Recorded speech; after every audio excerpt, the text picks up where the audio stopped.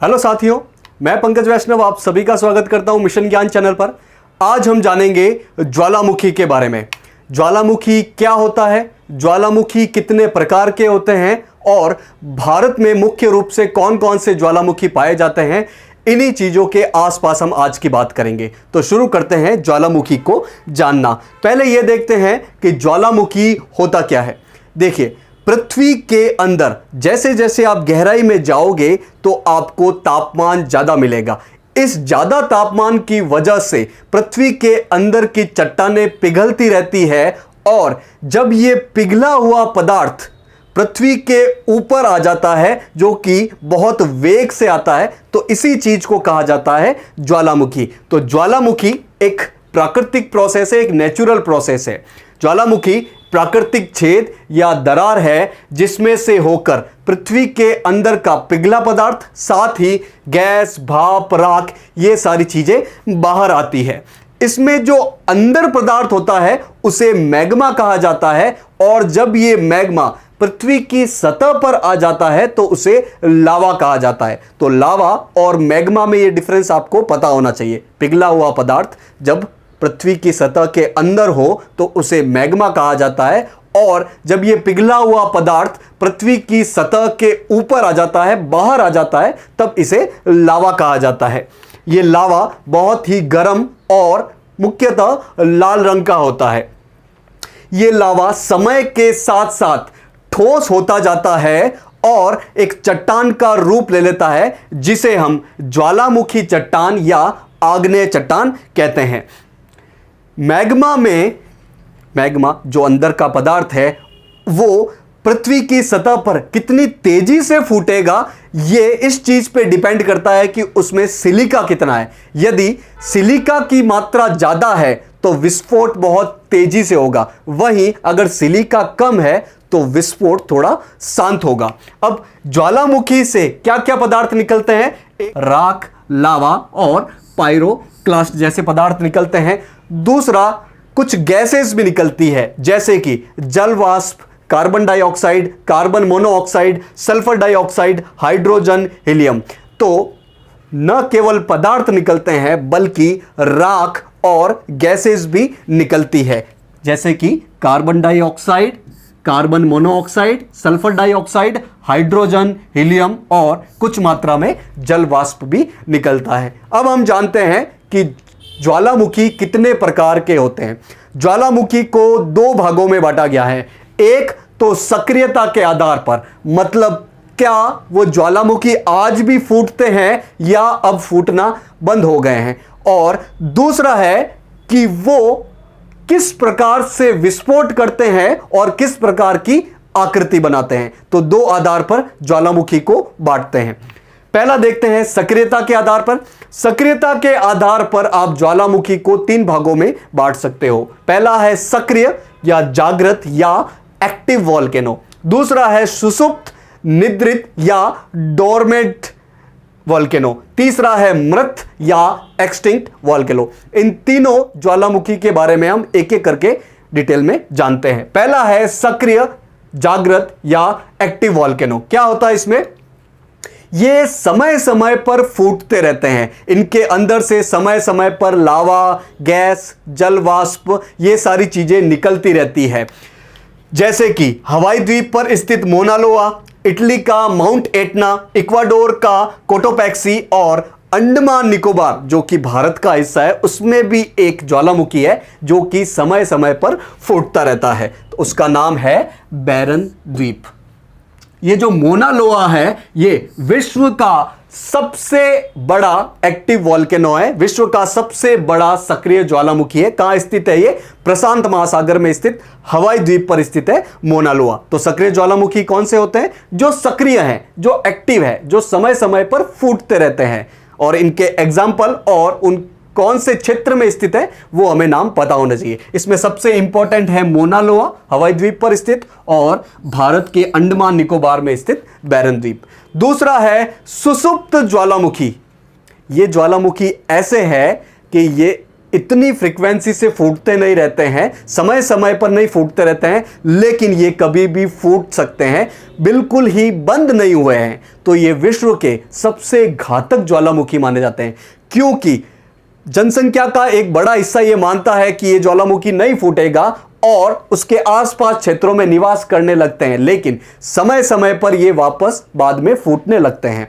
तो सुषुप्त ज्वालामुखी वे ज्वालामुखी जो वर्षों से सक्रिय नहीं है, लेकिन कभी भी विस्फोट कर सकते हैं। ये विश्व के सबसे खतरनाक ज्वालामुखी में से आते हैं, जैसे कि इंडोनेशिया में क्राकाताओ और अंडमान में ही है नारकोंडम। तो ये दो एग्जाम्पल, और कौन से क्षेत्र में है वो हमें नाम पता होना चाहिए।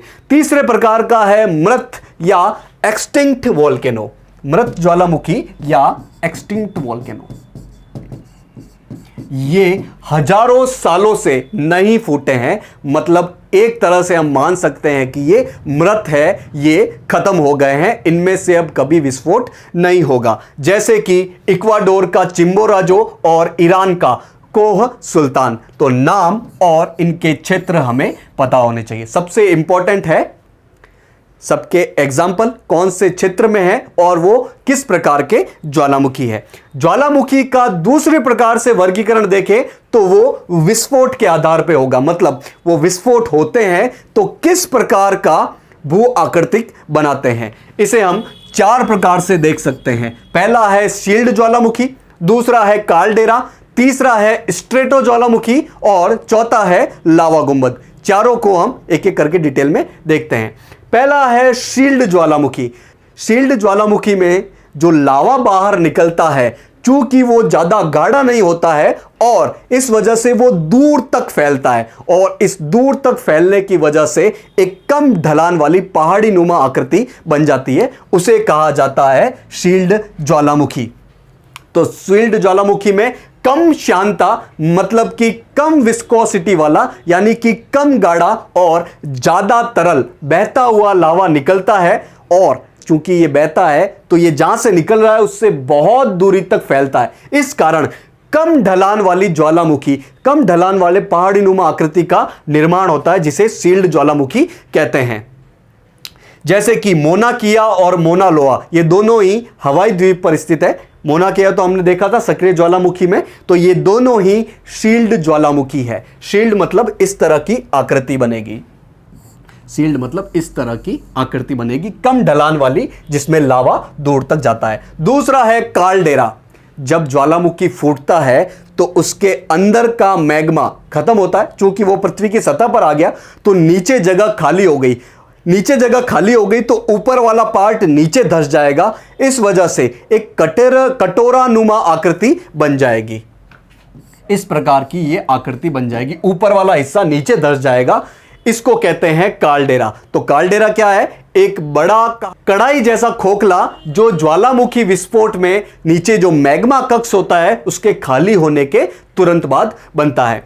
तीसरा है स्ट्रेटो ज्वालामुखी। स्ट्रेटो ज्वालामुखी में जो लावा निकलता है वो थोड़ा सा गाढ़ा होता है। गाढ़ा होने के कारण वो बहुत ज्यादा दूर तक नहीं जाता है, बल्कि अलग अलग प्रकार की लेयर्स बनाता है। इस लेयर की आकृति में ये फैलता जाता है और इसे कहा जाता है स्ट्रेटो ज्वालामुखी। अलग अलग स्ट्रेट्स बन गए, अलग अलग परतें बन गई। तो स्ट्रेटो ज्वालामुखी क्या है? इसमें से जो लावा निकलता है वो श्यान होता है, मतलब ज्यादा विस्कस होता है, ज्यादा गाढ़ा होता है और चिपचिपा होता है। इस वजह से वो दूर तक नहीं बहता है और इसमें जो ढलान बनती है वो खड़ी ढलान बनती है। शील्ड में हमने देखा था कि थोड़ी चौड़ी ढलान बनी, इसमें थोड़ी खड़ी ढलान बनती है और अलग अलग प्रकार की लेयर्स बनती है। इसे कहा जाता है स्ट्रेटो ज्वालामुखी। चौथा है लावा गुंबद। लावा गुंबद में अंदर से जो लावा बाहर निकला है वो बहुत ज्यादा गाढ़ा होता है। तो इतना ज्यादा गाढ़ा होने के कारण वो ज्वालामुखी के मुंह पर ही, इस पहाड़ी के मुंह पर ही जम जाता है और एक गुंबद नुमा आकृति बनाता है, जिसे कहा जाता है लावा गुंबद। तो इसमें जो लावा होता है वो बहुत ज्यादा चिपचिपा होता है, वो बहता नहीं है और ये जहां से बाहर निकल रहा है, जहां से निष्कासित हुआ है, वही उसी छिद्र के आसपास ही जम जाता है, ज्यादा दूर नहीं जाता है। इसी को कहते हैं लावा गुंबद। तो ये थे ज्वालामुखी के 2 प्रकार से वर्गीकरण। अब हम एक चीज देखते हैं, परिप्रशांत मेखला। ये परिप्रशांत मेखला क्या है? विश्व में एक ऐसा क्षेत्र है जहां पर विश्व के करीब 65% ज्वालामुखी और भूकंप क्षेत्र पाए जाते हैं, जो कि प्रशांत महासागर के चारों तरफ फैले हुए हैं, एक घोड़े की नाल की आकृति में फैले हुए हैं। क्योंकि ये प्रशांत महासागर के चारों तरफ फैले हुए हैं, इसलिए इन्हें कहा जाता है परिप्रशांत मेखला। तो परिप्रशांत मेखला क्या है? प्रशांत महासागर के चारों तरफ का वो क्षेत्र जहां पर विश्व के करीब 66% या यूं कहे 2/3 ज्वालामुखी और भूकंपीय क्षेत्र पाए जाते हैं। इसे अग्निवृत्त, अग्निवलय या रिंग ऑफ फायर भी कहा जाता है। तो एग्जाम में क्वेश्चन देखने को मिलेगा कि रिंग ऑफ फायर या अग्निवृत्त या अग्निवलय या परिप्रशांत मेखला क्या है? कहां पे है? प्रशांत महासागर के चारों तरफ है। क्या है ये ज्वालामुखी और भूकंप का इतना बड़ा क्षेत्र है कि यहां पर विश्व के 2/3 भाग ज्वालामुखी और भूकंप पाए जाते हैं। भारत में ज्वालामुखी की बात करते हैं तो भारत में एक सक्रिय ज्वालामुखी देखा था जो कि अंडमान द्वीप समूह में है, जिसका नाम है बैरन द्वीप। ये आपके एग्जाम के लिए मोस्ट इंपॉर्टेंट है। तो बैरन द्वीप क्या है? भारत का एकमात्र सक्रिय ज्वालामुखी। कहां पर स्थित है ये? अंडमान निकोबार द्वीप समूह के अंडमान वाले हिस्से में। इसके अलावा अंडमान में नारकोंडम और बारातांग नामक ज्वालामुखी भी है, लेकिन ये सक्रिय नहीं है। वहीं दक्षिणी भारत का ये जो दक्कन वाला हिस्सा है, चूंकि ये ज्वालामुखी उद्गार से बना है करोड़ों साल पहले, तो ये क्षेत्र भी हमें पता होना चाहिए। तो डेक्कन ट्रैप क्या है? ये ज्वालामुखी उद्गार से बना एक क्षेत्र है। यहां पर काली मिट्टी बहुत ज्यादा पाई जाती है। काली मिट्टी पाए जाने का कारण यही है कि ये ज्वालामुखी उद्गार से बना हुआ क्षेत्र है, जो कि मुख्यतः महाराष्ट्र राज्य में। इसके अलावा गुजरात की ढिनोदर पहाड़ी भी एक ज्वालामुखी क्षेत्र है। हरियाणा का ढोसी पहाड़ी भी एक ज्वालामुखी क्षेत्र है। तो इनमें बैरन द्वीप सबसे इंपॉर्टेंट है। इसके अलावा नारकोंडम, बारातांग ये भी इंपॉर्टेंट है। बाकी सारे नाम भी आप एक बार याद कर लीजिएगा। लास्ट में हम देख लेते हैं कि यदि ये अंदर का मैग्मा पृथ्वी की सतह पर नहीं आए तो अंदर क्या क्या स्थलाकृति बनाता है। तो यदि मैग्मा अगर बाहर न आए तो अंदर ही जम के ये 5-6 प्रकार की स्पेसिफिक स्थलाकृति बनाता है, जैसे कि बैथोलिथ, लैकोलिथ, लेपोलिथ, फेकोलिथ, सिल और डाइक। एक एक करके हम जानते हैं। सबसे पहले है बैथोलिथ। क्या होता है बैथोलिथ? यदि मैग्मा इस ज्वालामुखी के अंदर ही सबसे नीचे जम जाए, इसका एक बड़ा भाग जम जाए, तो उसे कहा जाता है बैथोलिथ। अगर ये मैग्मा थोड़ा सा ऊपर आ गया और ऊपर आके जमा और ऊपर एक बड़ा चैम्बर बना दिया, तो उसे कहा जाता है लैकोलिथ। और इस लैकोलिथ को नीचे से लावा पदार्थ मिलता रहता है, मैग्मा पदार्थ मिलता रहता है। इसके बाद है लेपोलिथ, फेकोलिथ और सिल। यदि ये मैग्मा अंदर ही जम जाए और इसकी आकृति इस प्रकार की हो, कटोरानुमा, तो उसे कहेंगे लेपोलिथ। यदि उल्टा कटोरा हो तो उसे कहेंगे फेकोलिथ। और यदि एक पतली सी शीट के रूप में जमे तो उसे कहा जाएगा सिल। लेपोलिथ कटोरा, फेकोलिथ उल्टा कटोरा और सिल क्या है? एक पतली सी शीट है। और यदि ये मैग्मा खड़ी लाइन के रूप में अंदर जम जाए तो उसे कहा जाएगा डाइक। इनकी डिटेल हमें पता हो ना हो, ये नाम हमें पता होने चाहिए कि ये किससे रिलेटेड है। ये ज्वालामुखी से रिलेटेड है। जब मैग्मा पृथ्वी की सतह पर नहीं आता है बल्कि अंदर ही जम जाता है और अंदर अलग अलग प्रकार की स्थलाकृति बनाता है, उसी के ये रूप है। तो ये सारी चीजें थी ज्वालामुखी के बारे में। एग्जाम से रिलेटेड एकदम टू द पॉइंट है। तो आशा है कि आपको आज का लेक्चर समझ में आया होगा। मिशन ज्ञान से जुड़ने के लिए आप सभी लोगों का बहुत बहुत धन्यवाद।